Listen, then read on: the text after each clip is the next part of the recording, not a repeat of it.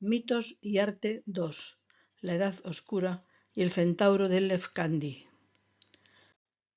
La primera civilización avanzada de la Grecia continental, la micénica, con Micenas como capital cultural, se desarrolló aproximadamente entre 1700 y 1050 a.C., coincidiendo con la última fase de la Edad del Bronce. Tebas, Atenas y Cnosos en Creta fueron ciudades importantes. El final de la civilización micénica marca el comienzo de la Edad Oscura, aproximadamente en el año 1200. La iconografía mitológica de la Edad Oscura comienza con una figurita de arcilla encontrada en un sitio de excavaciones arqueológicas llamado Lefkandi, en la isla de Eubea. Es la figura de un centauro, el centauro de Lefkandi, del año 900 a.C. Centauro, del griego centauros, es una criatura mitológica cuya cabeza, brazos y torso son humanos y cuyo cuerpo y patas son las de un caballo. El centauro más famoso de la mitología se llamó Quirón.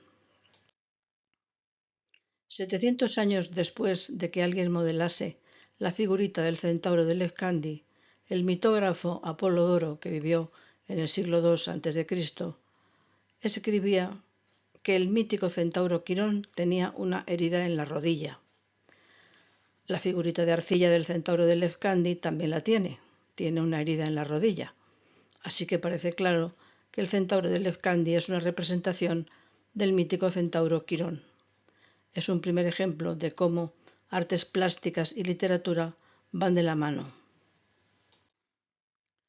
Dado que el centauro encontrado en Lefkandi, es decir, Quirón, parece ser el primer personaje de la mitología griega del que se tiene una imagen, me pareció que merecía que comenzásemos con él. Quirón pertenece a la época de los titanes. En la primera charla dije que Gea había engendrado hijos, entre los cuales estaban 6 titanes y 6 titánides. El padre de Quirón fue Crono, el más joven de los titanes. El abuelo materno de Quirón fue el mayor de los titanes, un río llamado Océano. La madre de Quirón fue una ninfa de las que protegían las aguas dulces. Era hija de Océano, es decir, una oceánide. Se llamaba Fílira, que es como se dice en griego Tilo. Para que la esposa de Crono, o sea Rea, no descubriese los amoríos de este con Fílira, Crono y Fílira adoptaron la imagen de un caballo y una yegua. Al cabo de unos meses, Fílira tuvo un hijo, de apariencia un tanto extraña. Su cuerpo hasta la cintura era la de un niño normal, pero de cintura para abajo, el cuerpo de la criatura era el de un gracioso potrillo. Se trataba de un centauro. El centauro Quirón sintió por primera vez el grato apoyo que brinda la tierra en una gruta del monte Pelión en Tesalia. A Fílira no le agradó su hijo, pero era una inmortal responsable y cuidó de Quirón hasta que éste pudo cuidar de sí mismo. Entonces Fílira rogó a la gran madre Gea que la ayudase a transformarse en un árbol. Gea escuchó la petición de la Oceánide, que desapareció como si se lo hubiese tragado la tierra, mientras que en el mismo lugar surgía el tilo más hermoso que pueda alguien imaginar. La gente llamaba a Quirón el hijo del Tilo. Diréis, normal, no le llamaban otra cosa que el hijo de su madre. Pero había otra razón. Las hermosas y aromáticas hojas y flores del tilo ayudaban a curar las enfermedades. Ambos, el tilo y el centauro, se convirtieron en símbolo de sabiduría de sanación. La fama de médico y sabio, eficaz y prudente de Quirón se extendió por toda Grecia. Al contrario que la inmensa mayoría de los centauros, el hijo del Tilo destacaba por ser amante de la cultura y del bien. Además de ejercer de médico, cirujano y veterinario, Estudió astronomía y música. Era un estupendo compositor e intérprete. La gruta en la que habitaba Quirón se convirtió con el tiempo en una especie de universidad donde se graduaron algunos dioses, como los mellizos Castor y Pólux y el propio Apolo. Los tres eran hijos de Zeus. También se graduó Asclepio, que heredaría de su padre Apolo el ser dios de la medicina. El centauro también educó a los héroes griegos más famosos como Jasón, o Teseo, el héroe ateniense, o Heracles, el único alumno que se le resistió a Quirón con la música. El centauro comprendió enseguida que era mejor dejarlo estar. Y por supuesto, Aquiles. Representar al jovencito Aquiles con Quirón ha interesado a muchos artistas, uno de ellos Rubens. Aquí los vemos a los dos en los frescos de la Villa Farnesina en Roma. Quirón enseñaba a sus ilustres alumnos el arte de la guerra y de la caza, pero también aprendían ética y a comportarse debidamente. Les entrenaba en el tiro al arco, las artes marciales, la música. Aquiles con la lira en un fresco de Herculano. El pintor irlandés James Barrie. El conocimiento de las cualidades de las plantas y la medicina eran algunos de los entrenamientos. Como experto conocedor de las propiedades medicinales de las plantas, podemos imaginar que una de las plantas en la que más confiaba era la centaurea, planta con flor que Quirón seguramente descubriría. Además de Heracles, Quirón tuvo otro gran amigo humano, Peleo. Quirón conoció a Peleo cuando un tal rey Acasto les invitó a una cacería. Peleo mató accidentalmente a uno de los cazadores y debía purificarse. La corte de Acasto era el lugar idóneo, pero la reina se encaprichó de Peleo, que la rechazó. Ella quiso vengarse de Peleo acusándole ante su marido de que había intentado violentarla. Acasto planeó la muerte de Peleo.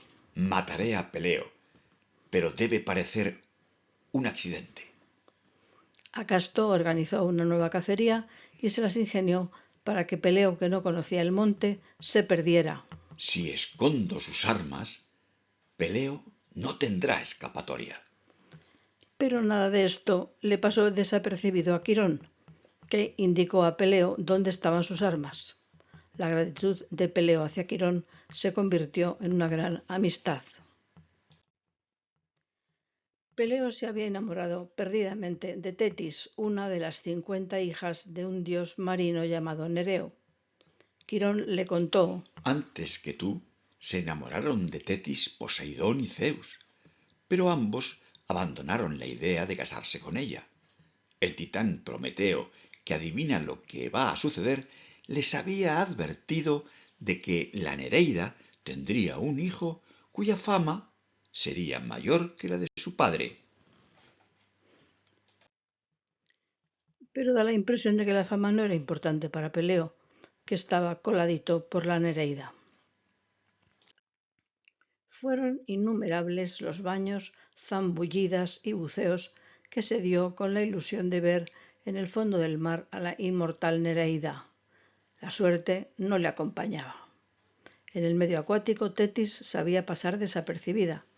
Lo mismo que su padre Nereo, las Nereidas tenían la capacidad de convertirse en cualquier animal marino. Tetis, convertida en pulpo, en calamar y en otros animales marinos, estuvo observando a Peleo todo el tiempo que le dio la gana. La falsa ostra, que observaba a Peleo en ese momento, pensó: no está nada mal el humano, pero si me caso con él, el hijo o la hija que tengamos no será inmortal. Pero ya se me ocurrirá algo.